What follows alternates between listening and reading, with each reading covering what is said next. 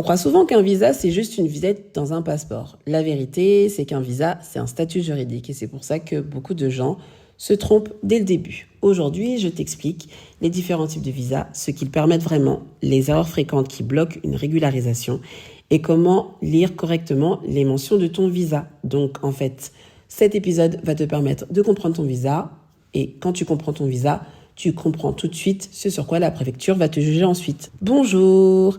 Bienvenue dans Séjour Mode d'Emploi, le podcast qui t'aide en droit des étrangers. Moi, c'est Aurore, juriste en droit des étrangers. Vous pouvez me retrouver sur TikTok, YouTube et Instagram, sous le nom Mon Amie la Juriste. Donc, dans ce podcast, je t'explique le droit des étrangers avec des mots simples pour que tu reprennes le contrôle sur tes démarches.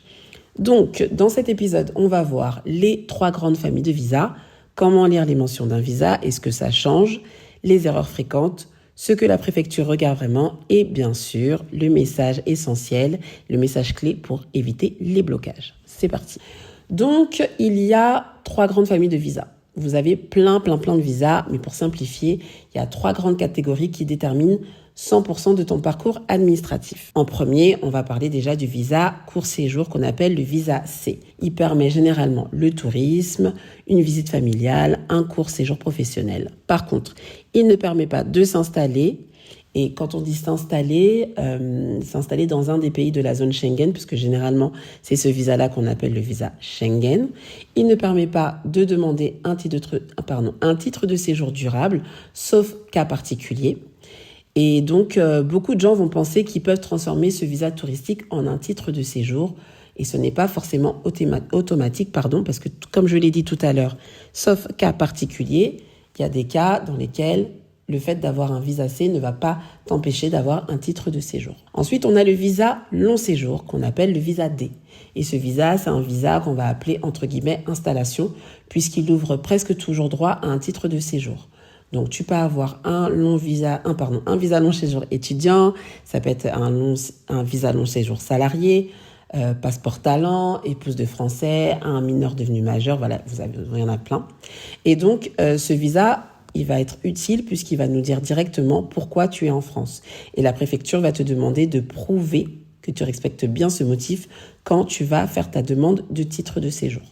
Ensuite, on a le VLSTS, visa long séjour, valant titre de séjour. C'est un visa D qui fait office de titre de séjour pour les premiers mois. Donc, c'est un visa qu'il va falloir valider sur la NEF.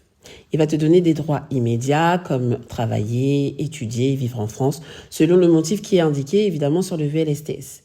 Beaucoup vont oublier la validation et si tu ne valides pas ce VLSTS, tu es considéré comme étant en séjour irrégulier. Donc, c'est une étape qui est très importante. Le visa, comment tu dois le lire? Alors, sur un visa, les mentions les plus importantes sont celles, par exemple, qui concernent le type.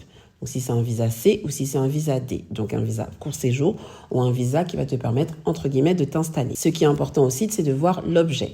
Étudiant, salarié, famille, passeport talent, regroupement familial.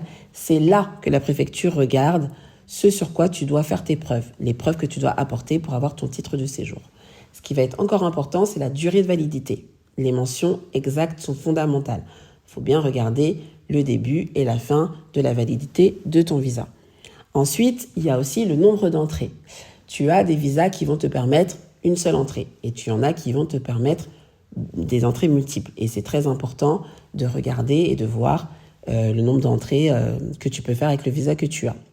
Et ensuite, tu as des observations ou des remarques qui peuvent être marquées sur ton visa. Donc, carte délivrée en préfecture, comme par exemple, ou encore autorisé à travailler, séjour pour études, famille de français, etc., etc. La préfecture ne va pas deviner, elle va juste appliquer ce qui est marqué sur le visa. Ensuite, on va parler des erreurs les plus fréquentes, ce qui peut absolument tout bloquer. Par exemple, croire qu'un visa C peut te permettre de demander un titre de séjour général. Comme je vous l'ai dit tout à l'heure, le visa C, c'est un visa qui est un visa de court séjour. Et on va dire que le principe de ce visa, c'est de ne pas s'installer. Même si, comme je vous l'ai dit, par exception, certains titres de séjour peuvent être délivrés alors même que la personne a eu un visa C. Ce qui peut encore tout bloquer, c'est le fait, comme j'ai dit tout à l'heure, de ne pas valider son VLSTS. La validation du VLSTS est une des étapes qu'il faut accomplir pour pouvoir être considéré comme étant en séjour régulier. Ne pas comprendre les années à justifier. Donc, par exemple, si tu es étudiant, il faut prouver que tu es assidu en cours. Si tu es salarié, il faut prouver que tu aies des bulletins de salaire. Ce qui bloque tout encore, c'est le fait de laisser son visa expirer en pensant qu'on peut le régulariser après. Et ça, c'est ce pourquoi aussi je fais le podcast, même si je pense que beaucoup de personnes le savent, mais c'est important de connaître ses droits et c'est important de savoir ça, qu'il ne faut pas laisser expirer un visa pour ensuite entamer les démarches pour pouvoir soit se régulariser, soit entamer une procédure de renouvellement. Il faut le faire pendant la validité du titre de séjour ou du visa. Il ne faut pas lire aussi uniquement la durée, il faut tenir compte de l'objet.